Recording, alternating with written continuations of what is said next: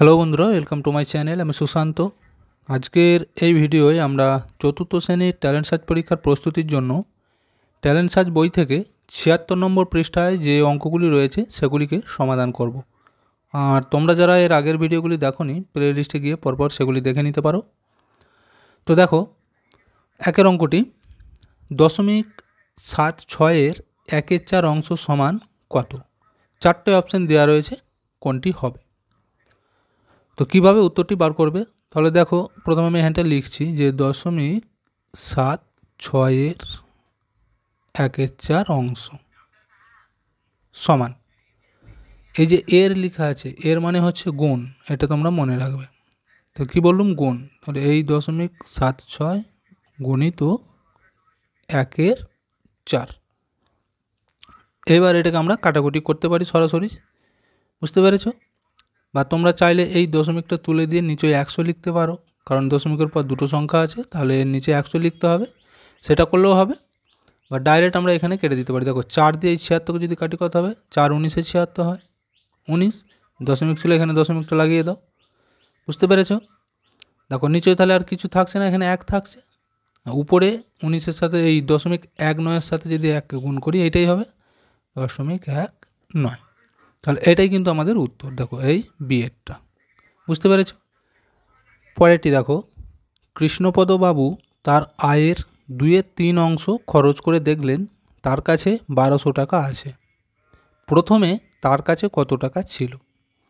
3600 টাকা, 1800 টাকা, 4800 টাকা, 2400 টাকা। তো কীভাবে উত্তরটি বার করবে? দেখো, প্রথমে তোমরা এটা ভালো করে বোঝার চেষ্টা করো। বলেছে 3/2 অংশ খরচ করেছে, মানে তার কাছে যে টাকাটা ছিল সেই টাকাটাকে যদি 3টে ভাগ করা হয়, মনে করে আমি এইভাবে একটা দেখাচ্ছি আন্দাজে, এরমভাবে টাকা হয় না যদিও, মনে করো তার মোট টাকাকেই 3টে ভাগ করা হয়েছে। 3 আছে নিচে, তার মানে মোট টাকাটাকে 3 ভাগ করেছে, করে 2 ভাগ খরচ করে দিয়েছে। এই 2 ভাগ খরচ হয়ে গেছে। ক ভাগ পড়তে রয়েছে? তাহলে আর 1 ভাগ পড়ে আছে। তাহলে ওই 1 ভাগটা কিন্তু কত? এই যে 1200 টাকা, দেখতে পেয়েছো? তাহলে 1 ভাগ যদি 1200 টাকা হয়, তাহলে মোট কত হবে? 3 ভাগ মিলে কত হবে? তাহলে এইটাও হবে 1200 টাকা, এইটাও হবে 1200 টাকা, তাই তো? তাহলে 3টে 1200 যোগ হবে। তাহলে এই 1200-কে, এগুলো ইংরেজি হয়ে গেছে, আমার বাংলায় লিখতে হবে। একে যদি আমরা তাহলে 3 দিয়ে গুণ করি, কত হচ্ছে? দেখো, 0 0 3 2 6, 3 1 3, 3600 টাকা, দেখতে পেয়েছো? তাহলে উত্তর কিন্তু হবে এইটা। আমি এটা তোমাদেরকে সহজভাবে বোঝানোর চেষ্টা করছি। তো এই অঙ্কগুলি উত্তর বার করতে গেলে অন্যরকমভাবে কষে বার করতে হয়, সেটা হচ্ছে উঁচু ক্লাসের ক্ষেত্রে। তো সেটাও আমি দেখিয়ে দিচ্ছি কীভাবে করতে হবে। দেখো, প্রথমে আমাদেরকে ধরে নিতে হবে, যেহেতু তার মোট কত টাকা ছিল সেটা আমরা জানি না, তাহলে এইভাবে ধরে নিতে হয় এইসব অঙ্কগুলি করার জন্য। ধরি মোট টাকা ছিল সমান এক্স, বুঝতে পেরেছো? তাহলে মনে করো তার কাছে এক্স টাকা ছিল। এবার এক্সের এই যে 2/3 অংশ খরচ হয়েছে, এর আগেটাও যেমন ছিল এই যে 0.76-এর 1/4 অংশ, তাহলে এখানেও আমরা এবার লিখব যে এক্সের 2/3 অংশ মানে কত টাকা। তাহলে এবার লিখব যে এক্সের 2/3 অংশ সমান কত হবে? এক্স গুণিত 2/3, ঠিক আগের মতোই। এখানে যেহেতু কাটাকুটি করা যাবে না, তাহলে এক্সের সাথে এই 2টা গুণ হয়ে যাবে। আমি এখানেই দিচ্ছি, হয়ে যাবে 2x নিচে 3, বুঝতে পেরেছো? তাহলে এক্সের 2/3 অংশ মানে কত হলো? এত টাকা। তাহলে এই টাকাটা সে কী করেছে? খরচ করেছে। আর এখন তার কাছে কত আছে? এই টাকাটা। তাহলে খরচ করেছে আর এই টাকাটা, এই দুটো টাকাকে যদি আমরা একসাথে যোগ করি, তাহলে মোট টাকা হবে, তাই তো? তাহলে এইখানে এবার লিখতে হয় এইভাবে যে শর্তানুসারে, আর আমরা এখানে মোট টাকা কত ধরেছিলাম? এক্স, দেখতে পেয়েছো? তাহলে মোট টাকা সমান এক্স ধরলাম, সমান, এবার এই টাকাটা আর এই টাকাটা খরচ করেছি, দুটোকে যোগ করে দেবো। 2x নিচে 3 যোগ 1200, দেখো। আর এই মাঝে সমান হলে এগুলো বা দিয়ে লিখতে হয়। এগুলো উঁচু ক্লাসের অঙ্ক, তোমরা এগুলো বুঝতে পারবে না যদিও, তবুও আমি দেখিয়ে দিচ্ছি। দেখো, এটা যেমন এক্স আছে, এক্স রেখে দিচ্ছি, সমান। এবার তোমরা চাইলে এইটাকে এই দিকে নিয়ে চলে আসতে পারো, বা এখানে ভগ্নাংশের যোগটাও করতে পারো, বুঝতে পেরেছো? এখানে নিচয় লসক হয়ে যাবে 3, ভগ্নাংশের যোগ যেভাবে করে একদম সেম অঙ্ক, দেখতে পেয়েছো? নিচেই 3 লসগু হলো। নিয়ম অনুযায়ী একে দিয়ে একে ভাগ করতে হবে, যেটা উত্তর হবে তাকে দিয়ে গুণ করতে হয়। তাহলে 3-এর সাথে 3 মিলে গেলে 1 থাকবে, এখানে 2xই হবে। যোগ, এর নিচে কিছু নেই মানে মনে মনে 1 আছে ধরবে, তাহলে 1 দিয়ে 3কে ভাগ করলে কত হয় 3। আর যখন এরকম 1 থাকে বলেছি কি এই লসাগুটাকে দিয়ে সরাসরি একে গুণ করে দিতে। এই 1200কে যদি 3 দিয়ে গুণ করা হয় 3600 হলো। এবার দেখো বা, যখনই এই ধরনের অঙ্কগুলো হয়ে যাবে তোমরা কি করবে, কোনাকুনি গুণ করবে। দেখো এই যে ভগ্নাংশ হয়ে গেছে, এখানেও ভগ্নাংশ করে নেবে, এর নিচে কিছু নাই মানে মনে মনে 1 আছে ধরে নেবে মনে মনে। আমি এটা লিখে দেখাচ্ছি। এবার যখন এরম হয়ে যাবে তোমরা কোনাকুনি গুণ করবে, তাহলে এই এক্সের উপর এর নিচের গুণ, এর উপরের সাথে এর নিচের গুণ। বুঝতে পেরেছো? তাহলে এই উপরের সাথে নিচের গুণ করলে কত হচ্ছে, 3-এর সাথে x গুণ করলে হয় 3x সমান। এবারে 1 দিয়ে যদি একে গুণ করি এটাই হবে, এটা 36 ছিল, 36 হলো। এবার দেখো এটা যেমন 3x আছে রইল, আর এই এক্সটাকে আমরা এইদিকে নিয়ে চলে আসবো। এখানে যোগ আছে, এইদিকে আছে, তাহলে কী হবে বিয়োগ। সমানের একদিক থেকে অন্যদিকে গেলেই চিহ্নর পরিবর্তন হবে। এখানে যেটা পড়ে রইল কত, 3600। বা দেখো 3টে এক্স থেকে 2টো এক্স বিয়োগ করে দেবো, তাহলে কটা থাকবে, একটা থাকবে, তাহলে শুধু এক্স লিখব 3600। দেখো এগুলোকে বলা হয় মান নির্ণয়ের অঙ্ক, এক্সের মান কিন্তু বেরিয়ে গেছে। এক্স সমান কত, 3600। আমরা এখানে ধরেছিলাম, দেখো যে ধরি মোট টাকা ছিল কত এক্স, তাহলে মোট টাকা বেরিয়ে গেল কত 3600। আর আমি আগেই তোমাদেরকে উত্তরটা করে দিয়েছি এখানে 3600, এইভাবে হিসাব করে। বুঝতে পেরেছ? পরেরটা দেখো, একটি লাঠির 1/2 অংশ পেতে ওই লাঠির 1/6 অংশের কটি টুকরো লাগবে, 2, 1, 3 নাকি 4? কি বলেছে অঙ্কটা কিন্তু তোমরা আগে ভালো করে বুঝবে, বুঝতে না পারলে অঙ্ক সমাধান করতে পারবে না। দেখো বলেছে 1/2 অংশ পেতে। আচ্ছা এটা আমি যদি একটু অন্যরকমভাবে আগে প্রথমে বলি, দেখো মনে করো তোমাকে বলল যে 10 টাকার অর্ধেক, 10 টাকার অর্ধেক মানে কত, 5 টাকা, তাই তো? তাহলে এই 5 টাকা যদি পেতে হয় 1 টাকার কয়েন কটা লাগবে? দেখো 5 টাকা হতে গেলে 1 টাকার কয়েন কটা লাগবে, 5টা, তাই তো? এখানেও অঙ্কটা সেই রকমই বলা রয়েছে। মনে করো এটা একটা লাঠি,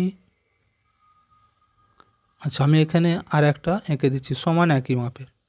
কি বলেছে 1/2 অংশ পেতে হলে, 1/2 মানে মনে করো এটা একটা গোটা লাঠি, 1/2 মানে হচ্ছে এর অর্ধেকটা। এই অর্ধেকটা পেতে হলে ওই লাঠিরই বলেছে 1/6 অংশের কটি টুকরো লাগবে। মনে করো লাঠিটাকে 2 ভাগ করে তার অর্ধেকটা নেওয়া হবে। এবার বলেছে যদি ওই লাঠিটাকে 6 ভাগ করা হয় তাহলে এই অর্ধেক সমান কতটা হচ্ছে, অর্ধেক মানে এই বরাবর। এবার এই লাঠিটাকে আমি যদি 6টা ভাগ করি কটা হচ্ছে দেখো, তাহলে এই দিকে 3টে ভাগ করবো, এই দিকে 3টে ভাগ করবো, তবেই তো 6টা হবে। 1, 2, 3টে, 1, 2, 3টে, দেখতে পেয়েছো? তাহলে অর্ধেক মানে এই বরাবর। তাহলে অর্ধেক হতে গেলে, এই অর্ধেক হতে গেলে 1/6 অংশের কটা লাগছে, 1, 2, 3টে, 3 ভাগ লাগছে। তাহলে এখানে উত্তর হয়ে যাবে এই সিয়েরটা 3। বুঝতে পেরেছো? পরেরটা দেখো, একটি বড় আপেলকে সমান 4 ভাগে ভাগ করা হলো, প্রত্যেক খণ্ডকে আবার সমান 4 ভাগে ভাগ করা হলো, তোমরা প্রত্যেকেই 4টি টুকরো পেলে, তোমরা কতজন ছিলে? তাহলে কি বলেছে দেখো ভালো করে বুঝতে হবে।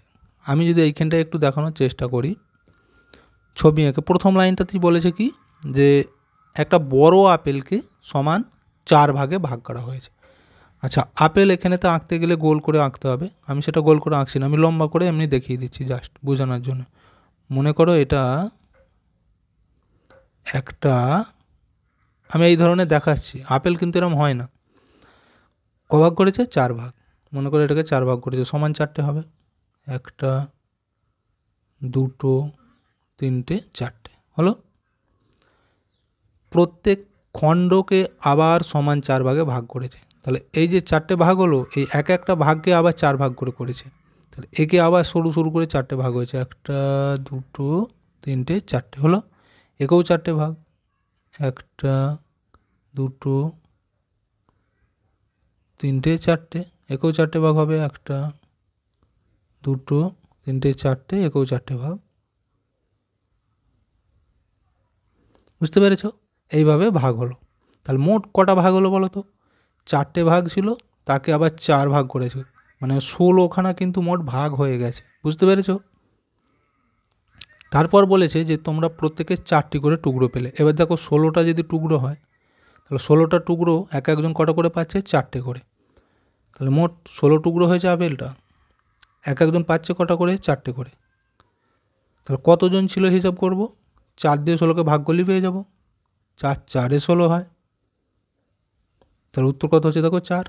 মানে ছিল কজন? না 4 জন।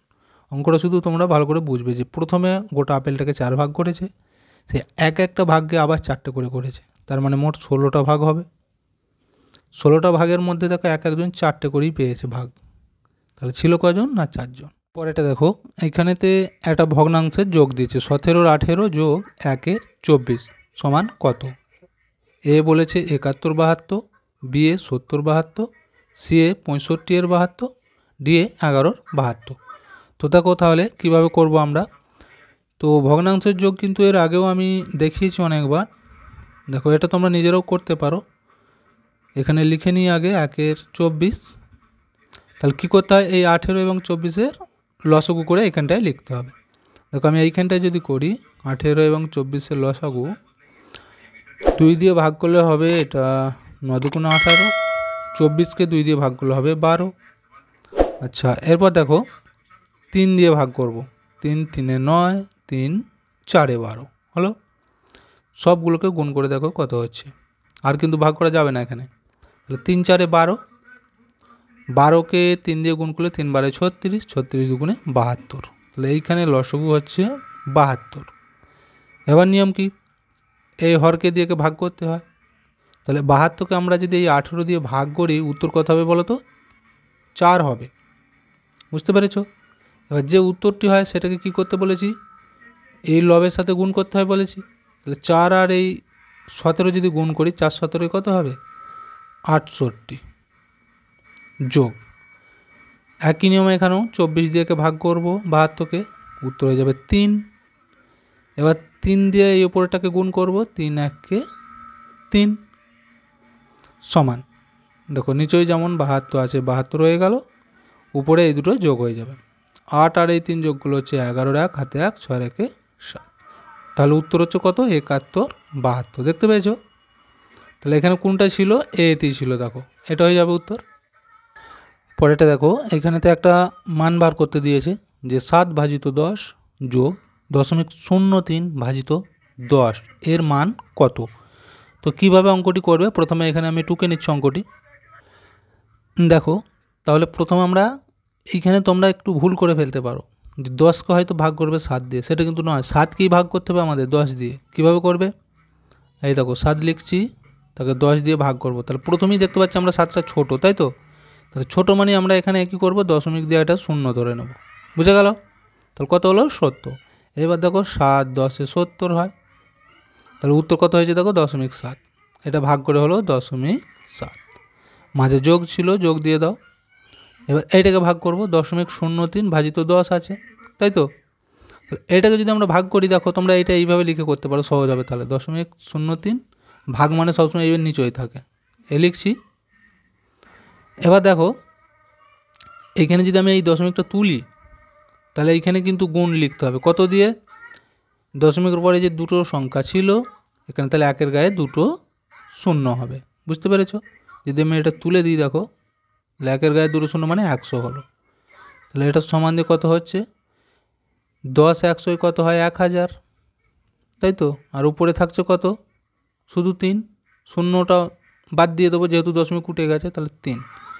এবার আমরা যদি 3কে ভাগ করি এই 1000 দিয়ে, তাহলে দেখো 1 2 3টে শূন্য আছে, তার মানে এই দিকেতে 3টে সংখ্যার পিছনের দিকে দশমিকটা হবে। তাহলে 3টে সংখ্যা হতে গেলে আমাদের 3 তো আছেই, তাহলে এখনও দুটো শূন্য দিতে হবে, তবে 3টে হচ্ছে 1 2 3, এখানে দশমিক দেবো। বুঝতে পেরেছ?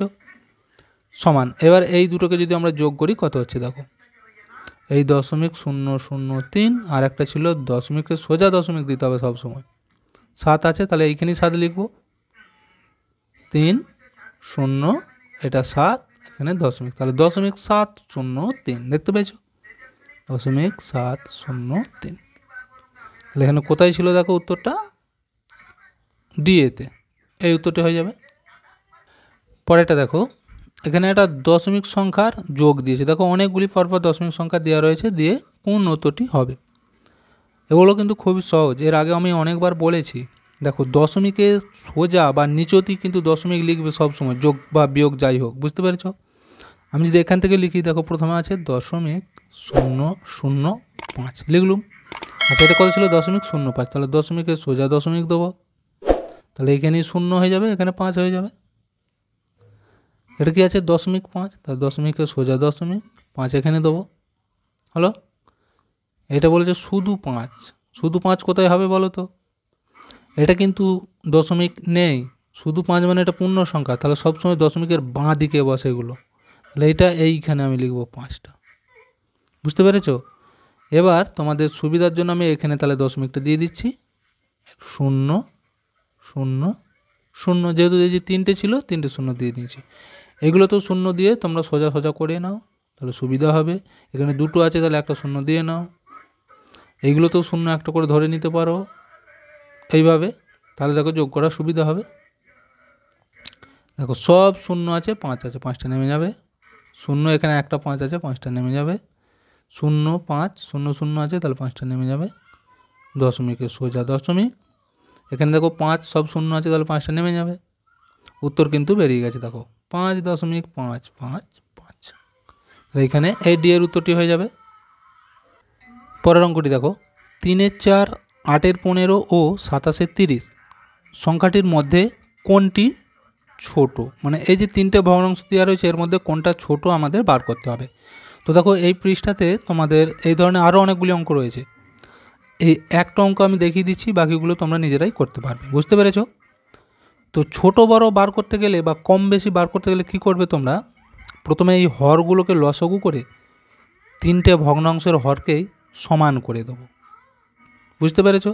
তারপর আমরা লবগুলোকে দেখব, যার লবটা ছোট হবে সেটা ছোট, যার লবটা বড় হবে সেটা বড়। সেটা কিভাবে করব দেখো, তাহলে এই যে 3-এর 4 আছে, আমি এখানে লিখছি 3-এর 4, আচ্ছা এর নিচেই লিখছি 8-এর 15 আর নিচেই লিখছি 27-এর 30।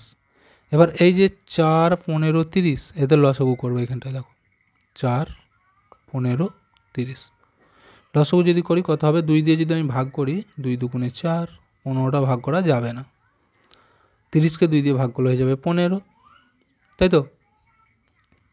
এবার দেখো 15 15 আছে, আমি 15 দিয়ে একবারে ভাগ করে দিচ্ছি, তাহলে 2টা নেমে যাবে, 15 একে 15, 15 একে 15, তাহলে লসাগু কত হবে দেখো, এগুলোকে গুণ করলে 15 দুগুণে 30, 30কে 2 দিয়ে গুণ করলে কত হবে 60, তাই তো। তাহলে লসাগু কত হচ্ছে না 60, আমি এইখানটা সমান দিচ্ছি, এর নিচে লিখে দিলাম 60, এরও হর হয়ে যাবে 60, আমি বলেছি সব হরগুলো সমান করতে হবে, তাহলে এদের 60 60 করে লিখে দিয়েছি। এবার এখানটা আমি লম্বা লাইন টেনে দিচ্ছি, দেখো 3-এর 4 আছে, সমান সমান সমান, গুণ চিহ্ন দেবো, 4-এর সাথে কত গুণ করলে 60 হবে সেটা আমরা এখানে লিখব, বুঝতে পেরেছো। কী করে বের করবে, 60কে দরকার হলে ভাগ করে দেবে এই 4 দিয়ে, তাহলেই বেরিয়ে যাবে, কত হবে না 15, 4 15 60 হয়, হলো। এবার নিচেই যখনই এই 15 দিয়ে গুণ করেছি, উপরের সংখ্যাকেও 15 দিয়েই গুণ করতে হবে, তাহলে 3 15 45, একটা ভগ্নাংশ হলো। এইটা দেখো কত আছে 8-এর 15, তাহলে 15-র সাথে কত গুণ করলে 60 হয়, দেখো এখানে আমরা কিন্তু দেখেছি 15 আর 4 গুণ করে 60 হয়েছিল, তাহলে এখানে আমরা 4 গুণ করে দেবো, 4 15 60। এবার কি বলেছি, একই সংখ্যা লবের সাথেও গুণ করব, তাহলে এখানেও 4 দিয়ে গুণ, 4 8-এ 32। আচ্ছা এরপর এটা দেখো 27-এর 30 গুণ গুণ, 30-এর সাথে কত গুণ করলে 60 হয়, 2 গুণ করলে, দরকার হলে তোমরা এই সংখ্যা দিয়ে একে ভাগ করে দেবে, তাহলে উত্তর এখানে পেয়ে যাবে 2। তাহলে 2 দিয়ে একেও গুণ করবো আমরা, 27 দুগুণে 54। এবার দেখো সবার হরগুলো কিন্তু সমান করে নিয়েছি আগেই, 60 60 60। তাহলে আমরা এবার শুধু লবগুলোকে দেখব, যার লবটা বেশি আছে সেটা বড়, যার লবটা কম আছে সেটা ছোট। আমাদের কি বলেছিল এখানে, কোনটি ছোট? তাহলে দেখো এখানে আছে 54, এখানে আছে 32, এখানে আছে 45। তাহলে এই 32টা কম হচ্ছে, তাই তো? তার মানে ভগ্নাংশটা কত, 8-এর 15। উত্তর হয়ে যাবে এই বিয়েরটা। বুঝতে পেরেছ? তো ভিডিওটা এখানেই শেষ করছি। ভিডিওটি যদি ভালো লাগে অবশ্যই একটা লাইক দিয়ে দিও এবং শেয়ার করে বন্ধুদেরকেও দেখার সুযোগ করে দিও।